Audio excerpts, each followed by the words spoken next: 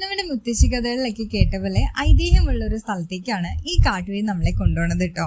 പോണ വഴിക്കൊക്കെ തടികൊണ്ടുള്ള ഇരിപ്പിടങ്ങളും ഒരാൾക്ക് മുതൽ ഫാമിലിക്ക് മുഴുവനും ഇരിക്കാൻ പറ്റുന്ന ഊഞ്ഞാലും മിനി ട്രീ ഹൗസും കണ്ടാൽ അതിശയം തോന്നുന്ന രീതിക്കുള്ള കുറെ പണ്ടുകൂറ്റം മരങ്ങളും ഫോട്ടോസൊക്കെ എടുക്കാനായിട്ട് ആൾക്കാർ തിരക്ക് വെക്കുന്ന കുറെ സ്ഥലങ്ങളും എല്ലാം നമുക്കിവിടെ കാണാം.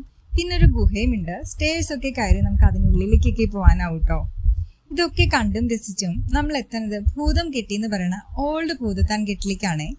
നമ്മുടെ ഭൂതത്താൻ കെട്ട് ഡാമിന്റെ ഓപ്പോസിറ്റ് ഉള്ള പാലം വഴി സ്ട്രെയിറ്റ് റോഡ് നമുക്ക് ഇവിടെ എത്താനാവും.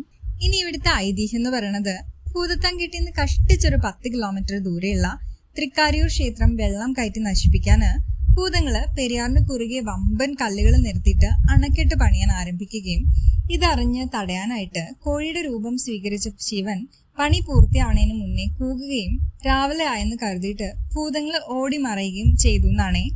എന്നാല് 4-ാം നൂറ്റാണ്ടിലും 1341 ഉണ്ടായ വെള്ളപ്പൊക്കത്തിലും ഉരുൾപൊട്ടലിലും മണ്ണും പാറയും ഇടിഞ്ഞ് വലിയ പാറകളിൽ പെരിയാറിലേക്ക് ഉരുണ്ടുവന്ന് ഭൂതത്താൻ കെട്ടായി എന്നും പറയുന്നു.